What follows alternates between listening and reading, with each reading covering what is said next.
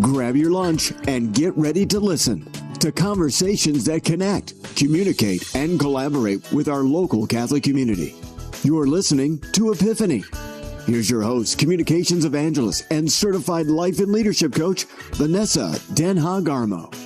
It's a Monday. We had some rain showers this morning, partly cloudy skies, a high of only 71 degrees today, and it's going to stay in the 70s throughout the day, getting a little bit warmer later in the afternoon, up to 82 degrees today.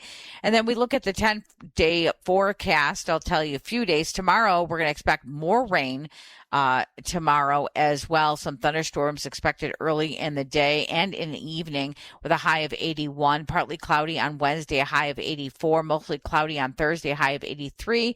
And on 81 on Friday, and some thunderstorms expected over the weekend. It's a little bit of a bummer. A couple guests will be joining us here today on the Feast of St. Lawrence, honoring the 3rd century Roman deacon known for his deep love for the poor and his courage during a time when Christians faced harsh punishment. He lived around 225 to 258 AD, served as one of the 7 deacons of Rome under Pope Sixtus II, handled money and gave help to people in need. Roman rulers demanded that Lawrence give them the wealth of the church. Instead, he gathered the poor, sick, and suffering of the city. He presented them to the authorities and said these were the true treasures of the church. He was martyred August 10th in 258 AD. By being burned on a grill, known as the patron saint of cooks, firefighters, librarians, and poor people. Peggy Stanton's joining us for a weekly segment on her book, The United Saints of America. And today we'll take on the state of Alabama with Peggy Stanton today. She's the author of From the White House to the White Cross. She's a Dame of the Order of Malta.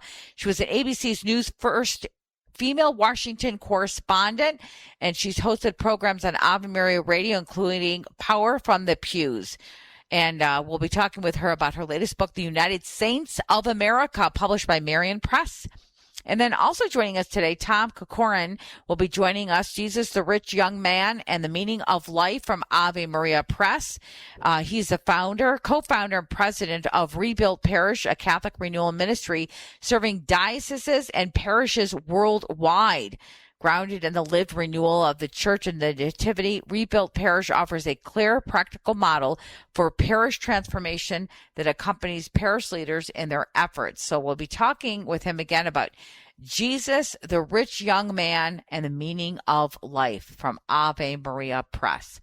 I'm starting a new segment, my Coach's Corner today, as we look on our careers and vocations and our natural talents and what God has gifted us to do something profound, meaningful, purposeful in the world today. And it doesn't have to be profound in the cultural sense. It's what the Lord is calling us to do. It's not the definition of what the culture gives us for success, but the gifts that the Lord has given us to be the best version of ourselves, to be who God intended us to be, created us to be, so we could set the world on fire. So that's what my Monday Coach's Corner is going to really focus on today as we focus and look at our careers, right? I do career coaching as a professional certified coach, leadership development coaching, and team building. And I want to look at our temperaments today as we look at ourselves. The self-awareness is so important when it comes to developing our careers, our vocations, our path in life. There's such a lack of self-awareness in the world today, and this is really instrumental of understanding where the Lord is calling us. The self-awareness opens the door for change, right? This is a journey, right? We are transforming every single day, or we should be, right? Every day I look at my life as 1% better today than I was yesterday. You know, we are on a journey, and we should be getting better through the habits that we create in our life, but also through understanding how God created us to be. Now, studying the temperaments, I've been studying the temperaments, and I use various tools in my coaching, and various assessments, including the temperaments assessment. I use the charisms assessment through Called and Gifted, or there's other ones I use as well. I use assessments through Gallup and through DISC. So people can understand their natural talents, their gifts, their charisms, their temperaments, their communication style. I have my own free assessment on epiphanycommunications.com that you could take anytime. And it really looks at the way you communicate, just kind of like a very brief overview. It doesn't go take a deep dive like DISC does. Just something to prompt a conversation, to start you thinking about the way you show up every single day. So I really want to talk about the temperaments today. And metanoia is a profound transformative change of the heart. That's what the world means, the heart and the mind. Coming from the ancient Greek word meta, beyond and after, and noun, mind, is literally means adopting a higher mind or completely new worldview. So metanoia is an organization that really works in the temperaments, and I've taken the assessment through them. And I actually had Magus AI by Father Robert Spitzer's create a temperaments assessment for me too, to kind of look at my temperaments myself. And the 4 fundamental personality types in ancient 4 temperaments are sanguine, choleric, melancholic, and phlegmatic.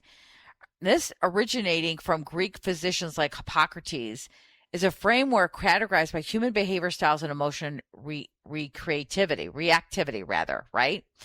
So it's actually comes from the Greek physician, and it was kind of developed over time. And there's also a Catholic perspective on our temperaments.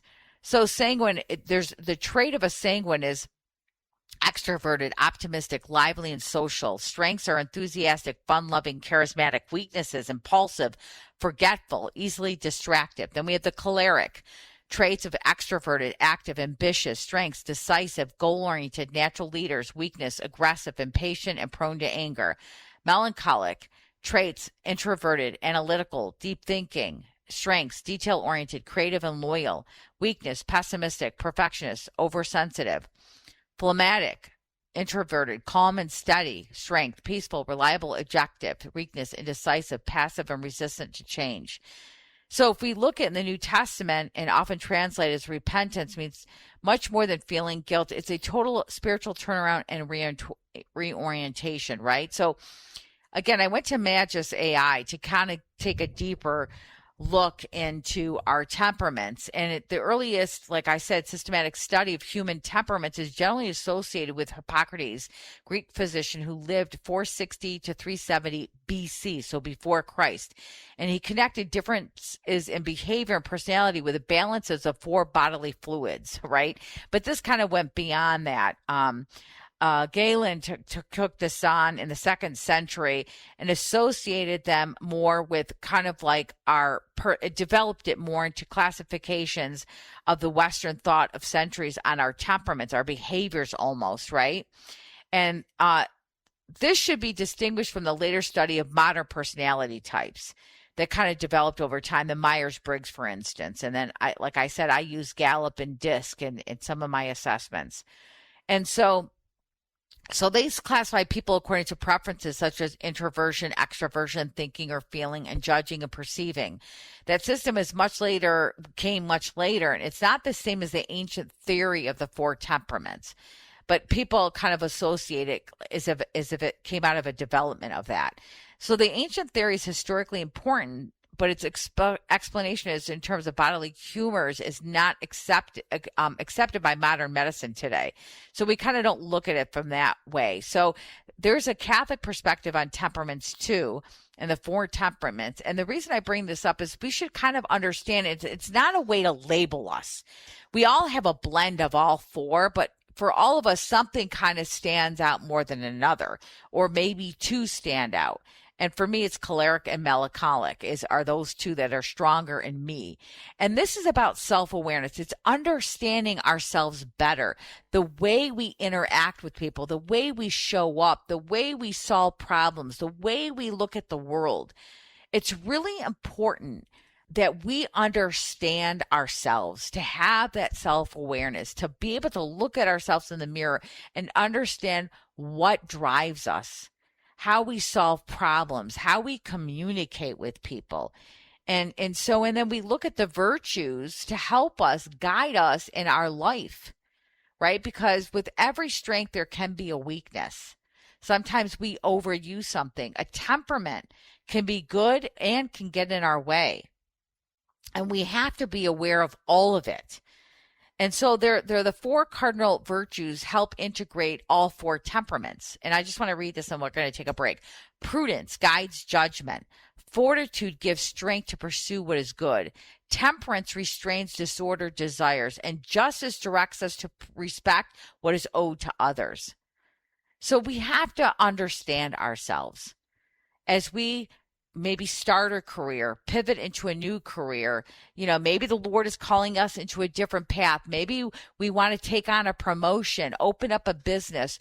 In order to do that, we have to understand how we were created in his likeness and image, but uniquely made with our own temperaments, our own talents, our own weaknesses, our own charisms, because we bring all of that with us wherever we go, whether we are aware of it or not. And when we're aware of it, we can grow into that person God has created us to be. It starts with awareness. It is 11 minutes past the hour, and that's my coach's commentary and my coach's corner here today on Epiphany. We got to take a break, and when we come back, our first guest will be joining us here on a Monday, August 10th. I'm so looking forward to talking to my friend Peggy Stanton about the state of Alabama and her book, The United Saints of America on Pilgrimage with our Mother Mary from Sea to Shining Sea. We'll be right back after this.